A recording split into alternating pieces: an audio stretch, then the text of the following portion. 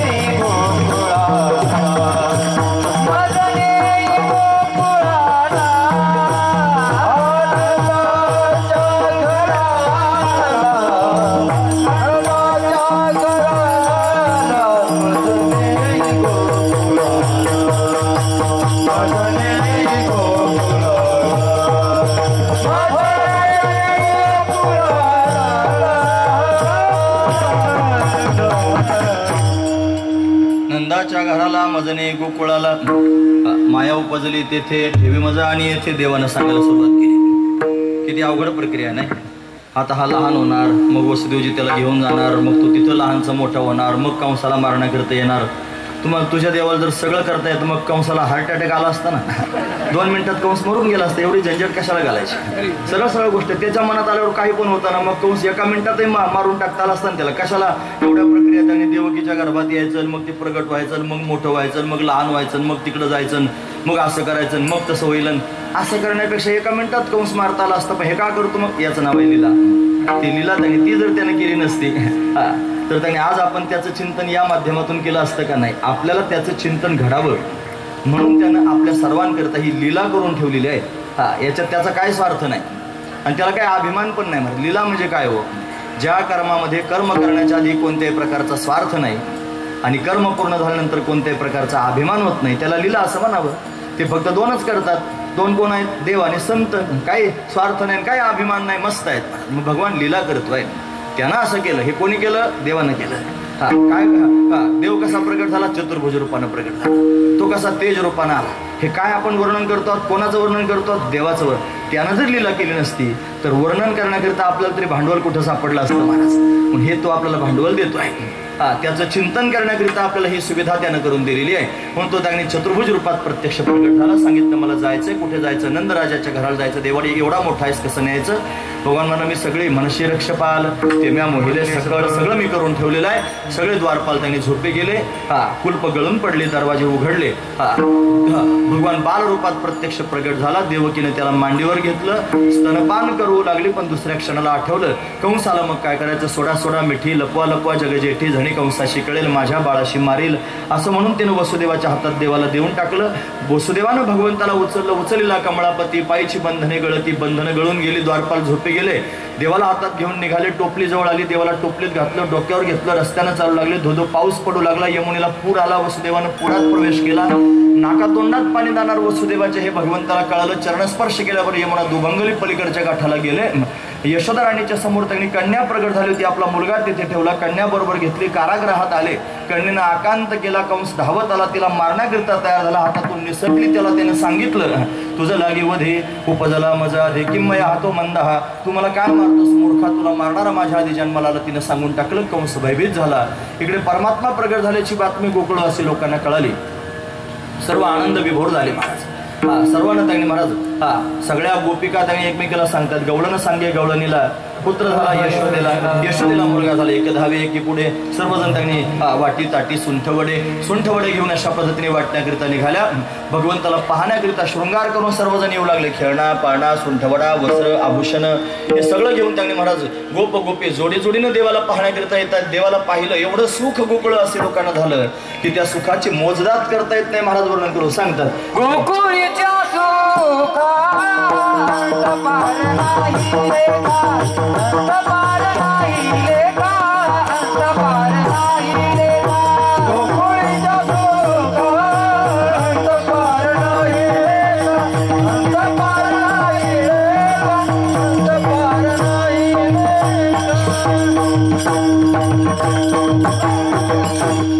सुखांत पार नाही लेखा. गोकुळातल्या लोकांना एवढं सुख झालं की त्याला अंतपार राहिला नाही. का बरं? बाळकृष्णानंदा घरी आनंदल्या नरनारी, सर्व नरनारींना आनंद झाला. का? भगवान बाल रूप धारण करून नंदराजाच्या घरी आला. बाळकृष्ण नंदा घरी आनंदल्या नरनारी, सर्वांना आनंद. त्यांनी भगवंताचं दर्शन झाला. आनंद व्यक्त करण्याकरिता लोकांनी काय केलं असेल म्हणे, गुढ्या तोरणे करती कथा गाती, गाणी गुढ्या उभारल्या, तोरण लावली, कथा करू लागली, गाणी गाऊ लागली. घाट मागध बंदीजन सूत सर्वचे सर्व आले आणि भगवंताचे गुणानुवाद अशा पद्धतीने गाऊ लागले.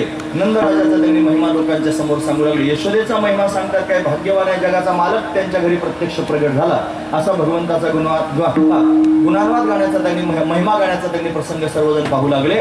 आनंद विभोर होऊन सर्वजण गाणी गाऊ लागले, नाचू लागले. असा दिव्य आनंद झाला. इकडे त्यांनी महाराज गोकुळवासी लोकांना आनंद झाला. तिकडे कंसाला मात्र भय निर्माण झाला. आपण कथेत ऐकतो ना, हे नंद घरानंद भयो रे, जय जय कन्हैया लाल की, जय कन्हैया लाल की, जय दाऊद याल की, जय कन्हैया लाल की, जय दाऊद याल की. नंद घरानंद भयो रे, जय जय कन्हैया लाल की. असं तर आपण कथेमध्ये श्रीमद भागवतात त्यांनी पाहतो. आनंद विभोरून आपण नाचू लागतो. काही कीर्तनाच्या मर्यादा असतात म्हणून त्यांनी वारकरी संप्रदायातल्या संतांचीच प्रमाण टाळ मृदंगावर म्हणावेत.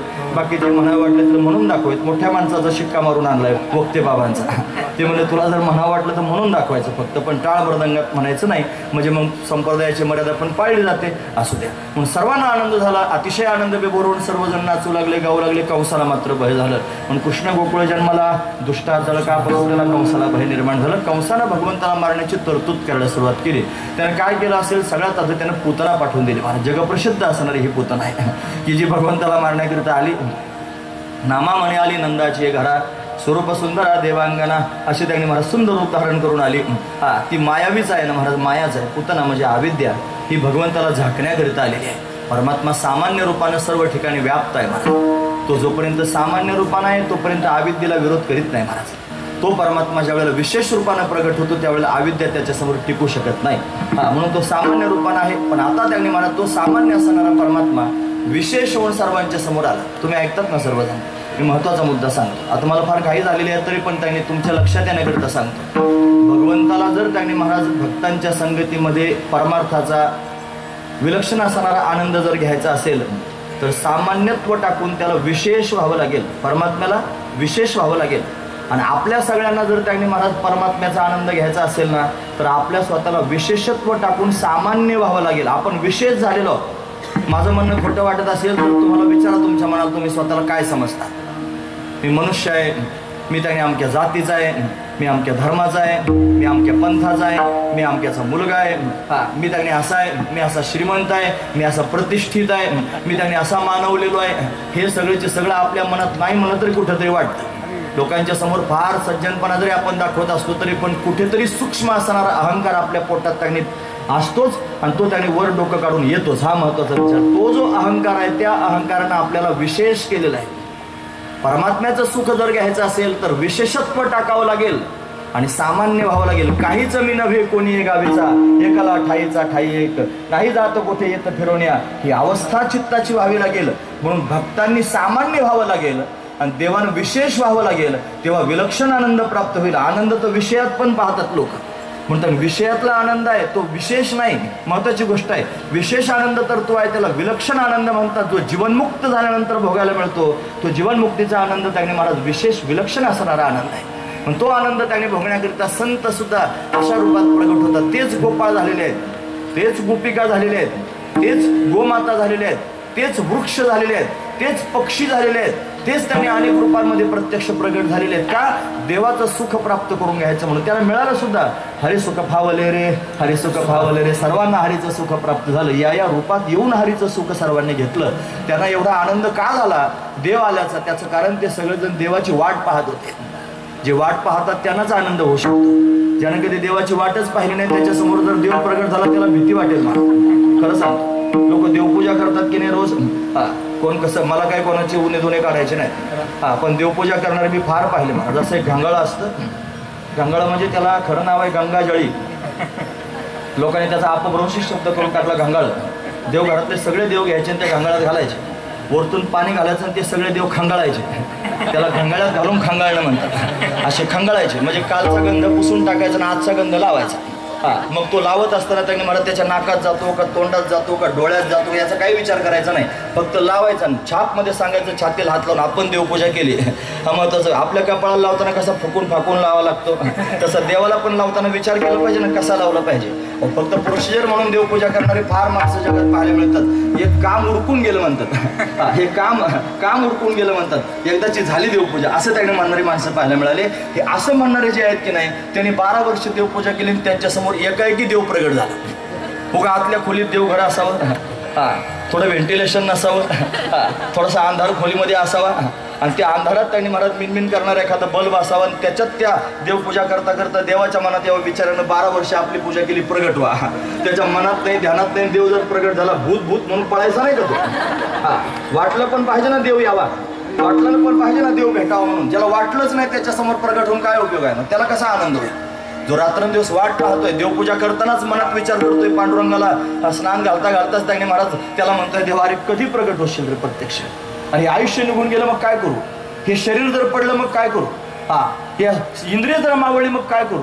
तू त्याने प्रत्यक्ष प्रगट झाला पाहिजे. माझा मृत्यू यायच्या आधी तू आला पाहिजे. असं जोपर्यंत आपण म्हणत नाही तोपर्यंत प्रगट होणार नाही महाराज. अशी आस ज्याच्या अंतकरणात आहे त्याच्या समोर जर प्रगट झाला तर त्याला फार आनंद होईल. गोकुळवासी लोकांना का आनंद झाला त्याचं कारण ते अशा पद्धतीने त्याची वाट पाहत होते. गोकुळीच्या सुखा कंसाला मात्र भय झालं.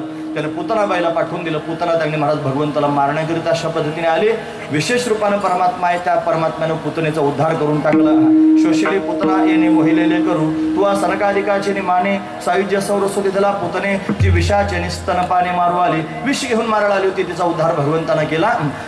कंसाला बातमी कळाली. कंसानं महाबळ नावाचा असुर पाठवला. महाबळ ब्राह्मणाच्या रूपात आला. ब्राह्मण भगवंताला अतिशय प्रिय आहे महाराज. पण चुकून सुद्धा ब्राह्मणाची निंदा आपण करू नये. ब्राह्मणाचीच काय कोणाचीच निंदा करू नये. निंदा करायचं काय असं थोडंच आपल्याला दिलं लोकांनी. म्हणून त्यांनी निंदा कोणाचीच करू नका आणि ब्राह्मणाची तर अजिबात करू नका. भगवंताला ब्राह्मण फार प्रिय आहेत. मग ते असे करतात ते तसे करतात, ते जे करतील ते करतील. जो करतो तोच भोगीत असतो.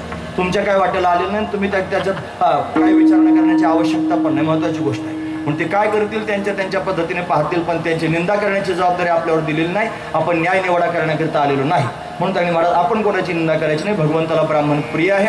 आणि मग त्यांनी अशा पद्धतीनं भगवंतानं त्याला मारलं नाही महाराज जीवेस. मग काय केलं? विटंबिला भट दिला पाठीवरी पाटकापटिया महाबळवटा दिले पिढेदान वर्णन करून सांगतात. जानवे तुटले पंचांग फाटले धोत्र गळाले ढुंगणाचे. नागवाच कंसाच्या समोर गेला. कंसा त्यांनी जाऊ नकोस, तुझा शत्रू मारण्याकरिता गेलो होतो पण तो मी ब्राह्मण होऊन गेलो म्हणून जिवंत परत आलो. तू जर गेला तर तुझी गॅरंटी देता यायची नाही. कंसा तू जाऊ नकोस. कंस काय ऐकणाऱ्यांपैकी होता का? त्यानं कागासूर पाठवला. तो कावळ्याच्या रूपात गेला देवाला मारण्याकरिता. देवानं त्याचा उद्धार करून टाकला. त्यानं बगासूर पाठवला. तो बगळ्याच्या रूपात गेला. त्यानं शकटासूर पाठवला. तो बैलगाडीच्या रूपात त्याने आला. त्यानं लात मारली. देवाने त्याचा उद्धार करून टाकला. त्यानंतर त्यांनी तृणावर्त पाठवला. दैत्यो नामना तृणावर्त कंस भक्ती प्रणोदिता चक्रवात स्वरूपेन महारासेनार्भकम म्हणून त्यांनी त्याला मारण्याकरिता तो सोसाट्याच्या वाऱ्याच्या रूपानं वादळाच्या रूपानं भगवंताने त्याचा पण उद्धार करून टाकला. फक्त एवढंच करण्याकरिता आला का म्हणे नाही. तो संगती देण्याकरिता आला ना, महत्वाची गोष्ट आहे. मग तो यशोदेच्या अंगणात रांगू लागला, तळवे तळ हात टेकीत डाव्या गुडघ्याने रांगत रंगडी रंगनाथ तो म्या देखील असे रांगू लागला. रांगता रांगता उभा राहू लागला. एवढं स्पीडने मी का सांगतो माहितीये का, मी असा खरा टाकून पाहिला तुमच्या की ते म्हणतात 1 वाजेपर्यंत कीर्तन करा. मग तुमचे चेहरे काय म्हणतात? तुम्ही असं पाहिलं मी काय करायचो. मग मी आपलं आवरून घेतलं. मी म्हटलं नको 12:30ला थांबू. असं नाही वाजणार, चिंता करू नका. कीर्तनकाराने हे पण अहो ते देव त्यांनी सगळ्या गोपाळांना घेऊन चोऱ्या करायला जात होता दह्या दुधाच्या लोण्याच्या. जाताना खडे घेऊन जायचं छोटे छोटे. ते खडे कशाला असायचे माहिती आहे तुम्हाला? तो खडा त्या माठाला मारायचा. तो खडा मारल्यानंतर तो माठ जर बद वाजला तर म्हणजे धुमाकूटून जर वाजला ना समजायचं त्याच्यात भरलेला आहे. आणि तो जर खन वाजून पुढी करून समजायचं मोकळाच आहे. म्हणजे खडे मारून पाहिजे. मोकळा दिसला की त्याच्याकडे जायचं नाही. जे भरलेत ना प्रेमानं, जे भरलेत भावनेनं, जे श्रद्धेनं आपुलकीनं आदरानं भरलेले माठ आहेत की नाही तिथंच जायचं आणि तेच खायचं. मला दुसरं काही खात नाही, फक्त भाव खातो. तुम्हाला जर कोणी विचारलं तुमचा देव काय खातो, छातीला हात लावून सांगता आमचा देव फार भाव खातो. दुसरं काही खातच नाही, मला भावाशिवाय काही खातच नाही. मग थोर प्रेमाचा भुकेला प्रेम त्याने त्याला अपेक्षित आहे. भावच देवाला त्याने भावाची कारण असे अनेक प्रमाणे मला सांगता येतील. असू द्या, जास्त त्याने लांबवायचं काही काम नाही. पण स्पीडने सांगतोय त्याचं काही एवढंच आहे, तुम्हाला कथा पण कळाव्यात, जास्त कळाव्यात. तुमच्या चित्तात त्याने देवा वाचून दुसरीकडे हालचाल करायला जागाच नाही राहिली पाहिजे असं कीर्तनकारण करावं. मला त्याला दुसरं काय आठवायच्या आतच तिसरं सांगायला सुरुवात केली पाहिजे. मग तो त्याच्यावर खिळून राहतो.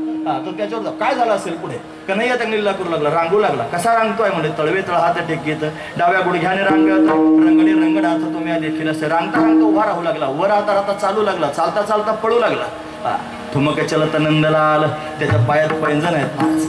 त्याच्या कमरेला त्याने अशा पद्धतीने कमरपट्टा आहे. साखळी कमरेला त्याने बांधलेली आहे. छोटासा पितांबर सुंदर आईनं त्याला अशा पद्धतीने नेसवावा. सावळा सुकुमार असणारा कन्हैया माथा बाबर झोटी असा त्याने मला सुंदर ठुमक ठुमक ठुमक करून त्याने चालतोय. घरातच लीला करतोय, अनेक प्रकारच्या लीला करू लागला. 84 खंबा असणारं मंदिर आहे. घरातच त्याने मराठी डेऱ्यात हात घालून लोणी खायचं. स्वतःच्या तोंडाला लोणी, हातात लोण्याचा गोळा आणि त्या खांबांच्या समोर गेला. खांबाला मोठे मोठे आरशे लावलेले भागवतात लिहिला आहे बरं. आरशाच्या समोर उभा राहिला. 4-5 वर्षाचा त्याने झालेला कन्हैया 4 वर्षाचा तो आरशात पाहतोय. त्याचं प्रतिबिंब त्याला दिसलं. अरे मला आपल्या घरात चोर घुसला. त्यालाच म्हणतोय अरे चोरा, तो आपला पण असं करा. आता प्रतिबिंब जायला महाराज ते पण असं करायला लागलं. आमच्या घरात घुसतोच असं म्हणल्यावर बोट दाखवलं. मला बोट दाखवतो, थांब माझ्या आईला घेऊन येतो. धावतच गेला. मैया मैया काय रे का ना आपल्या घरात चोर शिरला म्हणे. कुठे चोर? तिचा पदर धरून उडत आणलं. कुठे म्हणे चोर? स्वतःच आरशाच्या समोर उभा राहिला आणि आईला दाखवतोय हा बघ चोर. ऐसा पुराण प्रसिद्ध चोर केशव नाम्याचा दातार असं त्याने हा पुराण प्रसिद्ध असणारा चोर, पुराणात प्रसिद्ध असणारा चोर आहे महाराज. का बरं असं केलं असेल त्यानं? आरशाच्या समोर उभं राहून आईला दाखवलं हे बघ हा चोर आहे. तात्पर्य असं आहे आई म्हणजे भक्ती आहे यशोदा.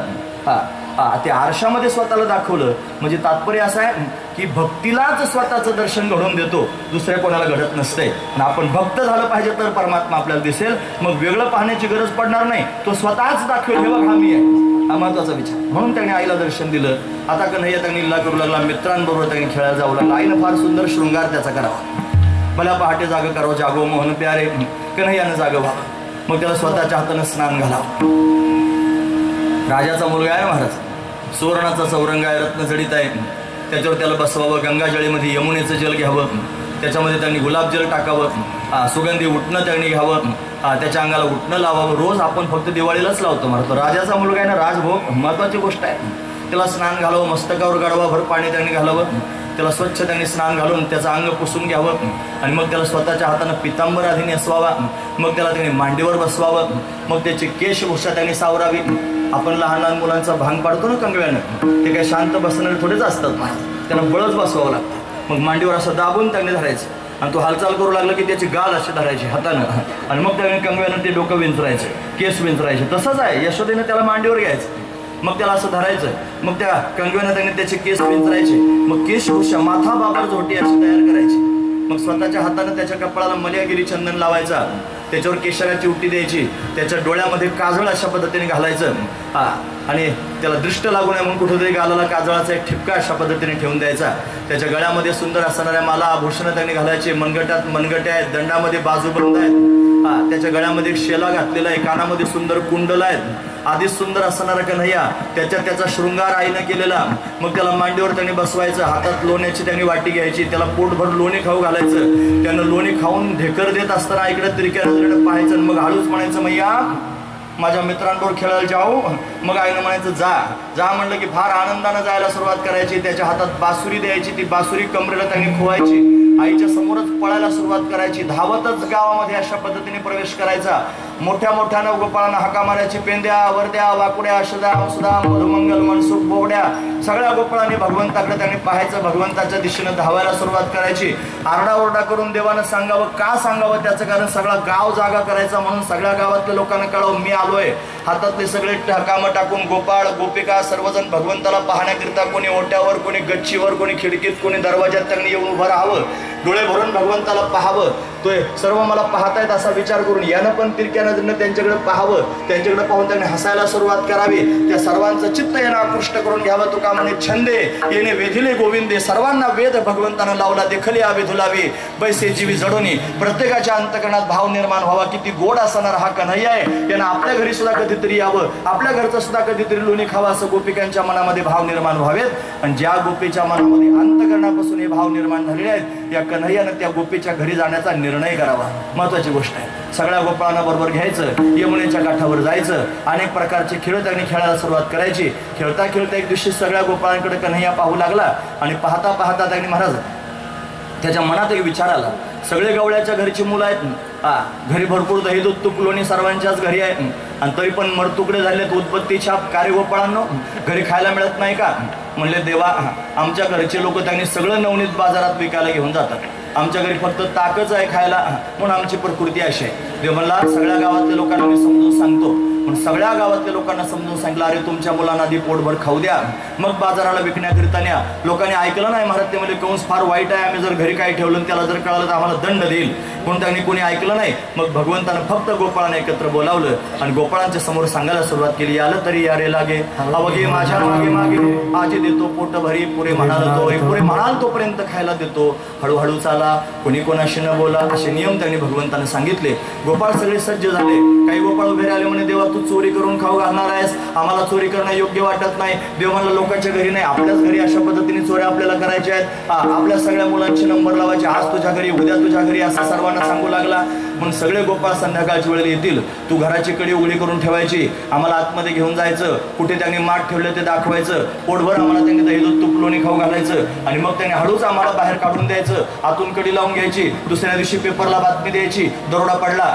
घरमालकानेच त्यांनी महाराज चोरांना घरात न्यायचं, तिजोरी दाखवायची, माल काढून द्यायचा, आणि मग बातमी द्यायची. याला काही चोरी थोडीच म्हणतात, अशी चोरी त्यांनी होणार नाही. म्हणतो का म्हणे सांडा घाटे त्याने नका भरू पोटे, घरी त्यांनी तुमच्या घाटच आहे, त्यानं पोट भरत बसू नका, माझ्या बरोबर त्यांनी चला पोटभर खायला देतो, असं भगवंतानं सांगितलं. सगळे गोपाळ सज्ज झाले. काय काय सामुग्री घ्यायची सांग देवा. सांगितलं थोडेसे खडे घ्या छोटे छोटे, थोडी वस्त्रगाळ केलेली माती घ्या, थोडेसे सराटे आपल्या बरोबर घ्या, आणि माझ्या बरोबर चला. कशाला रे देवा एवढं सगळं बरोबर घ्यायचं? मग सांगितलं ते त्यांनी महाराज ती माती आहे ना, ती माती अशा पद्धतीने बरोबर घ्यायची. जर गोपिका आपल्याला पकडण्याकरिता आल्या तर लांबूनच ती वस्त्रगाळ केलेली माती त्यांच्या डोळ्यात झुकून द्यायची. त्यांच्या डोळ्यात माती त्यांनी गेली रे गेली की त्या डोळे चोळत थांबतील, आपण तेवढ्यात पळून जायचं. याला डोळ्यात धूळ झोकणं असं म्हणतात.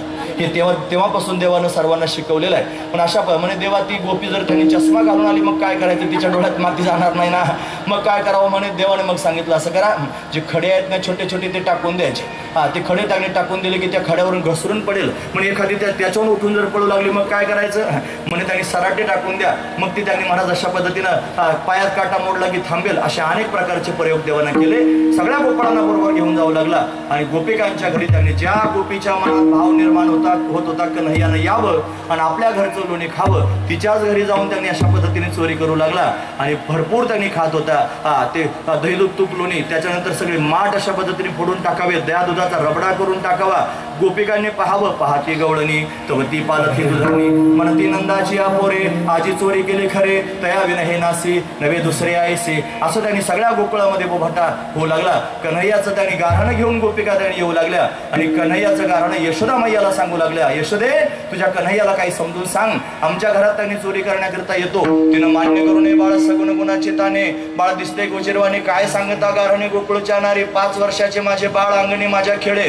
तिनं कबूलच करू नये आणि कन्हैयाला मात्र चोरी केल्याशिवाय राहू नये. गोपाळांमध्ये कन्हैया अशाच पद्धतीने खेळत होता, फार सुंदर दिसत होता, मोर मुकुट मस्तकावर शोभून दिसत होता. सगळे गोपाळ भगवंताच्या अवतीभोवती होते. रोज दही दूध तूप लोणी खायला मिळत होतं. संतुष्टी गोपाळांच्या अंतकरणात त्यांनी झाली होती आणि भगवंताकडे पाहून गोपाळ संतुष्ट अवस्थेमध्ये त्याच्याशी कृतज्ञतापूर्वक त्यांनी बोलत होते, देवा आजपर्यंत त्यांनी मला घरात राहत होतो, घरचे लोक आमच्याकडे दुर्लक्ष करत होते, तुझ्या संगतीत आलो आणि तुझ्या संगतीत आल्या कारण निश्चिंत अवस्था प्राप्त झाली. असा त्यांनी गोड असणारा संवाद तुकोबाराय वर्णन करून सांगताय. तुझी संगती तुझी संगती तुझी संगती तुझी संगती तुझी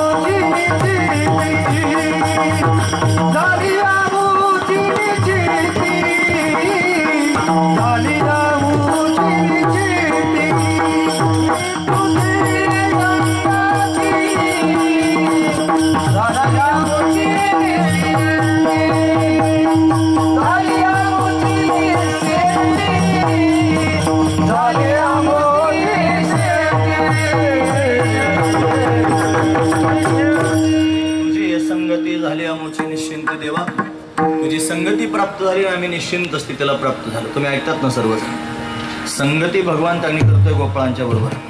संगती कोण कोणाची करतो याचा जर विचार केला तर मृगा मृगे संग मनोव्रजंती, गावस्य गोभिस्तुरंगा स्तुरंगही, मूर्खास्य मूर्खे सुधी सुधीभी, समानशीले व्यसनेषु सख्यम.